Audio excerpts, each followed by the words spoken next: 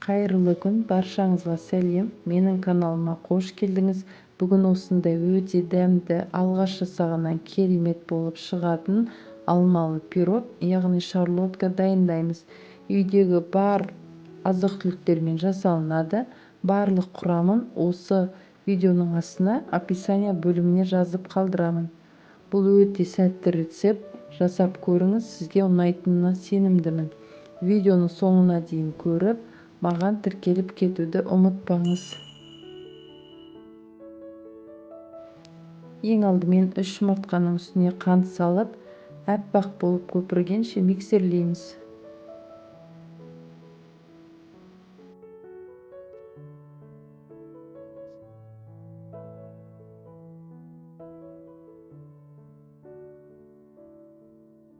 Енді ертілген сары майды кішкене суытып құямыз. Бір миксерлеп аламыз.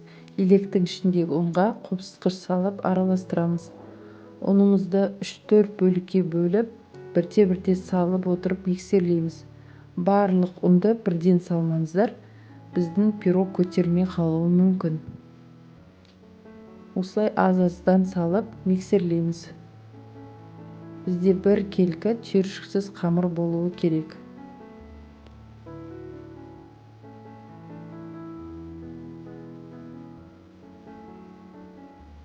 Енді алмаларымызды дайындап аламыз. Ортасындағы дәндерін тазартып, жіңішке етіп турап аламыз.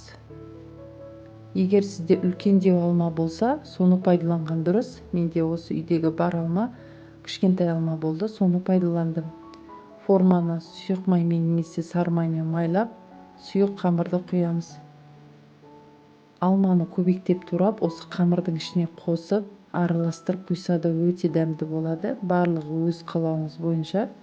Енді осылай дайындап алған алмаларымызды тізіп шығамыз. Жаңа айтып кеткендей, алманың үлкендеу түрі болса, осы кезде пирогымыз өте әдемі болады піскен кезде. Себебі пісіп жатқан кезде пирог көтеріледі. Сол кезде алмалар өз формасын жақсы сақтап, қамырдың ішінде қалып қоймайды. Менде осындай қызыл алманы пайдаландым. Кез келген алманы пайдалануға болады. Форманың диаметрі 22 см. Енді үстіне осылай қолымызбен ақырын басамыз. Үстіне кішкене қант сеуіп, қызып тұрған пеште 170 градуста 40 минут пісіреміз. Піскенін міндетті түрде ағаш таяқшамен тексереміз. Толық міне пісті. Енді толық суығаннан соң формадан шешеміз.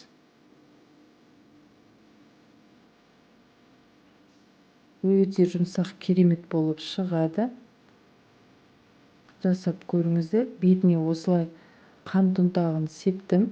Ол да өз қалауыңыз бойынша. Жұмсақ сондай үлпілдек, дәмді болып шығады. Мен бұл рецепті пайдаланып жүргеніме 5-6 жыл болды. Сізге де жасап көруіңізге кеңес беремін. Қазақша каналды қолдап, төмендегі қызыл подписаться кнопкасын басып, тіркеліп, лайк басып кетуді ұмытпаңыз. Видеоны соңына дейін көргеніңізге рахмет. Ас болсын.